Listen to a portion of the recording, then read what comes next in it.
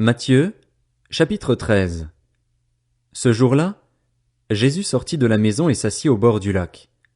La foule se rassembla autour de lui, si nombreuse qu'il monta dans une barque où il s'assit. Toute la foule se tenait sur le rivage. Il leur parla en paraboles sur beaucoup de choses. Il dit, un semeur sortit pour semer. Comme il semait, une partie de la semence tomba le long du chemin. Les oiseaux vinrent et la mangèrent. Une autre partie tomba dans un sol pierreux où elle n'avait pas beaucoup de terre. Elle leva aussitôt, parce qu'elle ne trouva pas un terrain profond, mais quand le soleil parut, elle fut brûlée et sécha, faute de racines. Une autre partie tomba parmi les ronces. Les ronces poussèrent et l'étouffèrent. Une autre partie tomba dans la bonne terre. Elle donna du fruit avec un rapport de 100, 60 ou 30 pour un. Que celui qui a des oreilles, pour entendre, entende. Les disciples s'approchèrent et lui dirent, « Pourquoi leur parles-tu en paraboles ?» Jésus leur répondit, « Parce qu'il vous a été donné, à vous, de connaître les mystères du royaume des cieux, mais qu'à eux cela n'a pas été donné. En effet, on donnera à celui qui a, et il sera dans l'abondance, mais à celui qui n'a pas, on enlèvera même ce qu'il a. C'est pourquoi je leur parle en paraboles, parce qu'en voyant ils ne voient pas, et qu'en entendant ils n'entendent pas et ne comprennent pas. Pour eux s'accomplit cette prophétie d'Ésaïe. Vous aurez beau entendre, vous ne comprendrez pas, vous aurez beau regarder, vous ne verrez pas. En effet, le cœur de ce peuple est devenu insensible. Ils se sont bouchés les oreilles et ils ont fermé les yeux de peur que leurs yeux ne voient, que leurs oreilles n'entendent, que leur cœur ne comprenne, qu'ils ne se convertissent et que je ne les guérisse. Mais heureux sont vos yeux parce qu'ils voient, et vos oreilles parce qu'elles entendent. Je vous le dis en vérité, beaucoup de prophètes et de justes ont désiré voir ce que vous voyez et ne l'ont pas vu, entendre ce que vous entendez et ne l'ont pas entendu. Vous donc, écoutez ce que signifie la parabole du semeur. Lorsqu'un homme entend la parole du royaume et ne la comprend pas, le mauvais vient et enlève ce qui a été semé dans son cœur. Cet homme est celui qui a reçu la semence le long du chemin. Celui qui a reçu la semence dans le sol pierreux, c'est celui qui entend la parole et l'accepte aussitôt avec joie. Mais il n'a pas de racine en lui-même. Il est l'homme d'un moment et, dès que surviennent les difficultés ou la persécution à cause de la parole, il trébuche. Celui qui a reçu la semence parmi les ronces, c'est celui qui entend la parole, mais les préoccupations de ce monde et l'attrait trompeur des richesses étouffent cette parole et la rendent infructueuse. Celui qui a reçu la semence dans la bonne terre, c'est celui qui entend la parole et la comprend. Il porte du fruit avec un rapport de 100, 60 ou 30 pour un. Il leur proposa une autre parabole. Le royaume des cieux ressemble à un homme qui avait semé une bonne semence dans son champ. Mais, pendant que les gens dormaient, son ennemi vint, sema de la mauvaise herbe parmi le blé et s'en alla. Lorsque le blé eut poussé et donné du fruit, la mauvaise herbe apparut aussi. Les serviteurs du maître de la maison vinrent lui dire, « Seigneur, n'as-tu pas semé une bonne semence dans ton champ? Comment se fait-il donc qu'il y ait de la mauvaise herbe ?»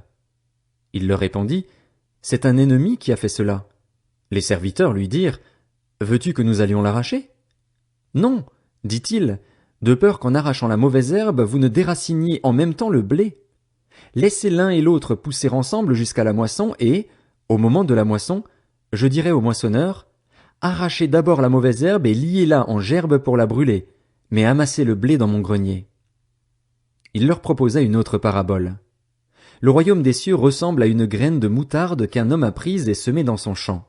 C'est la plus petite de toutes les semences, mais quand elle a poussé, elle est plus grande que les légumes et devient un arbre, de sorte que les oiseaux du ciel viennent habiter dans ses branches. Il leur dit cette autre parabole. Le royaume des cieux ressemble à du levain qu'une femme a pris et mis dans 3 mesures de farine pour faire lever toute la pâte. Jésus dit toutes ces choses en parabole à la foule, et il ne lui parlait pas sans parabole afin que s'accomplisse ce que le prophète avait annoncé. J'ouvrirai ma bouche pour parler en parabole, je proclamerai des choses cachées depuis la création du monde. Alors Jésus renvoya la foule et entra dans la maison. Ses disciples s'approchèrent de lui en disant, « Explique-nous la parabole de la mauvaise herbe dans le champ. » Il leur répondit, « Celui qui sème la bonne semence, c'est le Fils de l'homme.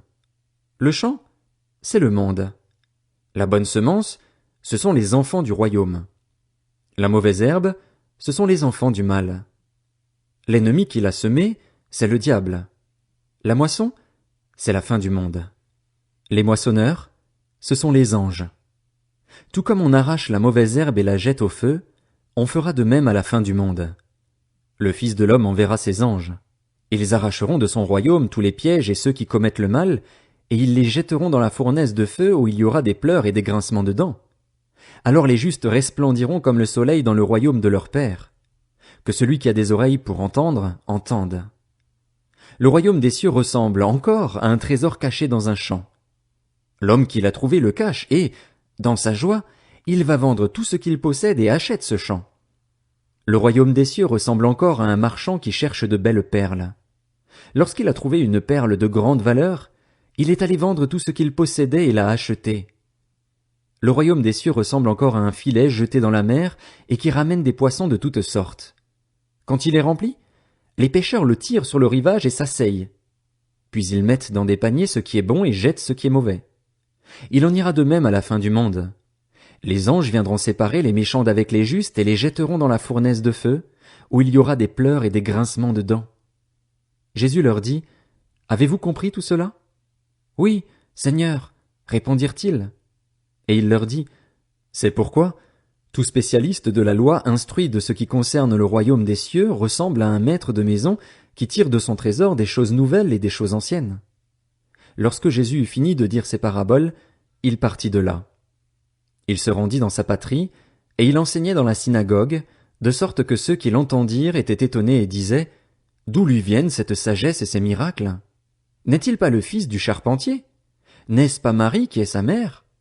Jacques, Joseph, Simon et Jude ne sont-ils pas ses frères?